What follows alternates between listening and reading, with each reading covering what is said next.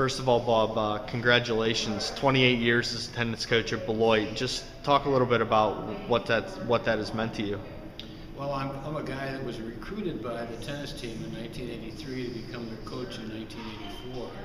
And I thought I might do it for a couple of years and that would be the end of it. And I got hooked on it, and as we began to get better during some of that time, particularly in the late 80s and early 90s, it became something I look forward to every year, and I look forward to the recruiting part of it, and it was just rewarding. It was great during all that time, and it seems like 28 years have gone by really, really fast, and anybody my age knows that time speeds up as you get older, and so it had to come to an end. And this is the year J.P. Holloway and I decided to retire at the same time.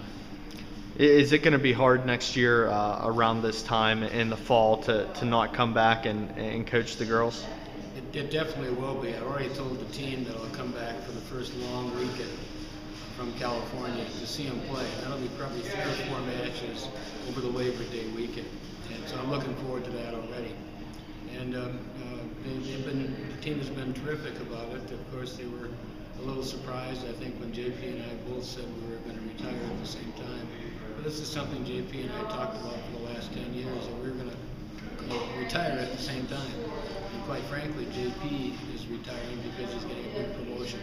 It will take more of his time, and therefore he doesn't have the time next year that he has had in the past. This was the right year to do it. So for 28 years, you've won countless team championships and have a bunch of individual championships. What are some of the best moments over those 28 years for you? I'd say winning the first conference championship in 1992 was a thrill, because I believe Ripon had won it 4 years in a row at that time, and we had come in second or third almost every year. So they were awfully tough to beat. They had a great bunch of teams. So breaking through in 92, the first one is always the best, I think.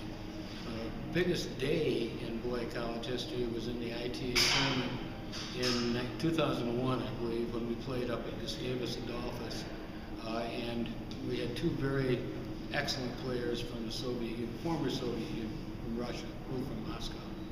And in fact, out of 64 players that day, the 2 Beloit players played in the finals, one beating the other, of course. And then in doubles, we beat 2 very good teams from Gustavus Adolphus to win the championship in doubles as well. So it was just a remarkable day that will never happen again, but it was wonderful when it did happen. Yeah, before we let you go here, anything else you want to say about the overall experience at Beloit? Well, I'm just grateful to have been a historian at Beloit College for 42 years, which I loved every day. I never thought I had a job. I thought it was just fun to be a historian teaching there. And then I love it that I was recruited to coach tennis, which I didn't expect to be, and I never thought I'd stay 28 years. But again, that goes that fast, and I've loved every second of that as well. So this is unfortunately the right year to retire, but I do it with regret, to say the least.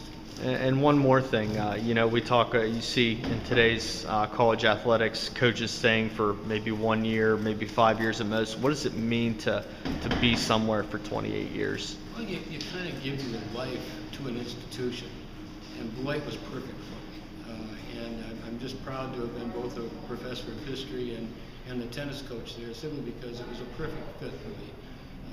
This whole conference is a great conference, very good academic schools, and to have been at one of the ones that is most diverse, like a few other places like Grinnell, where you get your kids from all over the country and all over the world. It's been rewarding. I've gotten trips to lots of places, including Moscow, as a result of this, and in fact spent New Year's Eve on the Millennium in Moscow watching rockets go off, most of which seemed to be aimed right at me. And I was able to dodge a few, as a matter of fact. It was exciting, to say the least. But that wouldn't have happened if I hadn't coached tennis and if the Russian mother of one of the players hadn't invited me to come to Moscow. So it's been a great run, and I'm really happy about it. Well, it'll be sad to see you leave, but thanks a lot for the 28 years of service, Bob. It's my pleasure. Thank you very much.